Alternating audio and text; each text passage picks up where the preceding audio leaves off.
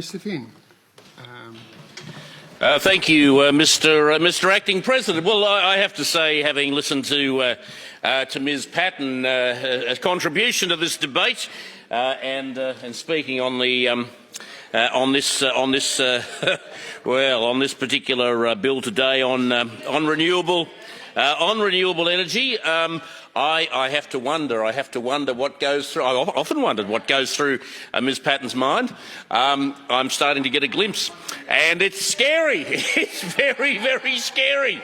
If Ms Patton is spending half her spare time thinking about my bare thighs on a bus seat, well, we're in a lot of strife. But not as much as she is. I would suggest to you. Very, very strongly. Now, Mr. Alasma. Now, I have to tell the House, I like Mr. Alasma. He is a very, very decent and thoroughly good man in my view.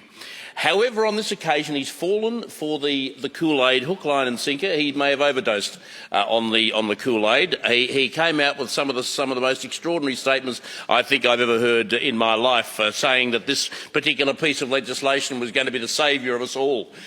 Quite absolutely ludicrous. In fact, I misheard Mr. Limbrick a little bit earlier. I was paying one of my rare visits to my office downstairs when I heard him start his contribution, and he referred to this legislation as the blackout bill.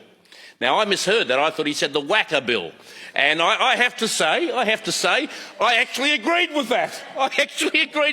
I'll go along with the blackout bill, but if you want to call it the whacker bill, I think that is far more in keeping with this legislation, because this is really wacko city.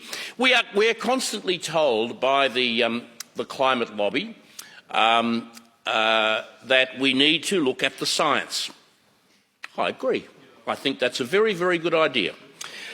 We need to look at the science because unfortunately there are far too many people in this world today who regard climate change as some sort of new and weird religion that they are committed to, and do some really, really strange things in order to serve. We're told that carbon dioxide is the big problem. Now, not every scientist, of course, believes that.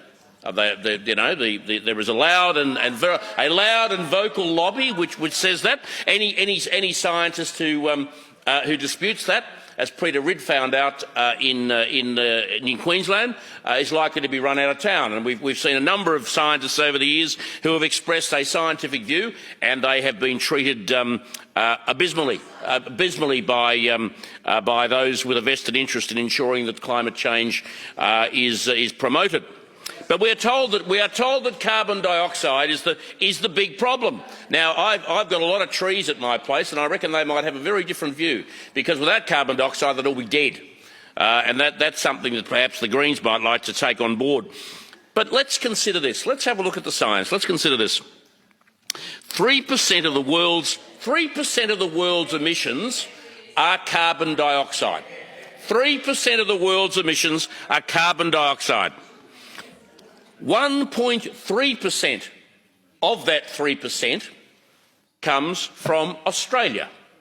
1.3% of that 3% comes from Australia. Now, how much of that 1.3% of the 3% comes from Victoria? Do you reckon it might be 30, maybe 35%? I'm probably being generous there. So we've got maybe 30, 35% of the 1.3% of the 3% emissions coming from Victoria directly associated to this bill. So in other words, we are talking a total lot of nonsense here about what this bill will do. It is absolute insanity. Has the government ever thought of doing a cost-benefit analysis of this particular bill? I suggest that they should do that. Because the cost to business, the cost to jobs, the cost to industry will be horrendous. It will be horrendous.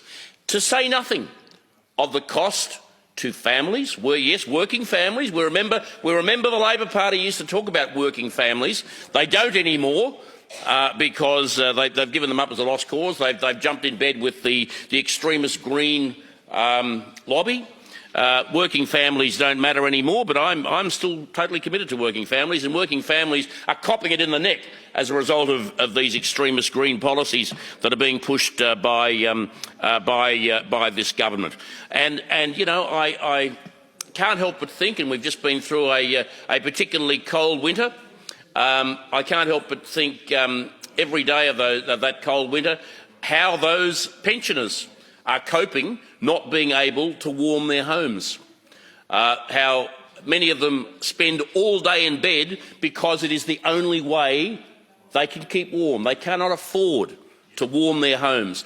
I can only imagine what's coming this summer when those same pensioners are forced to live in their homes in 41, 42, perhaps 43 degree heat without the support of air conditioning, because if they can't afford heating, you certainly can't afford air conditioning. And that is those price rises, those price hikes, are a direct result of what this government has done here in Victoria, and all for no benefit at all. I remember tuning into the television one day. I'd got to Canberra actually, and anybody who's spent any time in Canberra knows that television is probably the only way that you can alleviate the boredom otherwise. And I turned on the television, and there was Tim Flannery, old Sandbags Flannery himself, at the press club, and he was asked, Professor Flannery, if all emissions in Australia ceased tomorrow, when would we see an impact on the climate? His response was, well, illuminating. He said, 1,000 years. 1,000 years. So here even Sandbags Flannery said, we are totally and absolutely wasting our time. So here we have, in Victoria, a government which is going out of its way to destroy our economy. We are going to have more blackouts this year than we've ever had before. We had them last year. We had them the year before. We have an energy, I use that term loosely, an energy minister who's arguably the most incompetent minister that we have seen in generations in this state, who is leading the charge down the path to economic disaster. This bill is a recipe for economic suicide in this state. And those members opposite who care about the workers, they say they care about the workers, should think about what impact this bill will have on those workers. You can't have unions and union members without workers. And if the workers lose their jobs, the unions will collapse. That might be the only thing that appeals to members opposite, the welfare of the unions. That might, if I appeal to them on that basis, that may well be the only way that I can actually get through to them. A couple of weeks ago, or a few weeks ago, as Dr. Ratnam referred to, and I'm sorry that Dr. Ratnam has left the chamber. I thought I may have talked some sense into her, but that's clearly not. But she made some reference to a whole bunch of school kids taking a day off school so they could have a climate strike, and what a total waste of time that was for everybody. You know what I did that day? I planted a couple of trees, and with that act of planting a couple of trees, I reckon I did more for the economy than all those thousands of kids sitting in Burke Street or Collins Street. Just planting those trees. If you want to do something for the economy, plant some trees. Be proactive. Be practical. You know, don't talk about this this nonsense. Don't try and change the weather by sitting in Burke Street. It doesn't work. It's never going to work. It's never going to work. What we have seen over the past few years is a number, and Ms Ratnam and I think Ms Patton too, Dr Ratnam and Ms Patton referred to the predictions of disaster, of the end of the world is nigh. Predictions that we have seen repeated again and again and again at various intervals over around about the last 50 years. And every now and again they just update it. The latest one is the end of the world is coming in 12 years. Now, it depends on who you're talking to, of course. Some people will say 12 years, some people will say 2 years, some people will say 6 years. The fact of the matter is that as long as humanity has been around, we have had people saying the end is nigh.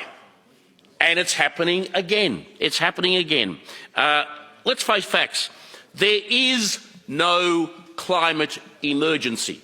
The end of the world is not nigh. And, you know, these people are trying to, well, succeeding, sadly, in terrifying kids is, as I said in this parliament before, disgraceful. Absolutely, absolutely disgraceful. And the minister might find it amusing, but when I speak to doctors, to psychologists, to parents who have to deal with these kids, well, they don't find it amusing at all. And I was driving past the Carlton Gardens, which is now apparently been turned by the Melbourne City Council into a camping ground for hippies. I was driving past the Carlton Gardens a couple of weeks ago after one of the demos there, and there was a lad walking past there with wearing a pair of thongs and well, he was just sort of generally pretty unkempt, and he had a sign that said, "We end climate change when we end capitalism." And that, in a nutshell, is what this debate is all about. That's what this is all about. It's not about science. It's not about climate. It's not about the environment. It's about the destruction of Western civilization. It's about the destruction. It's about the destruction of our society.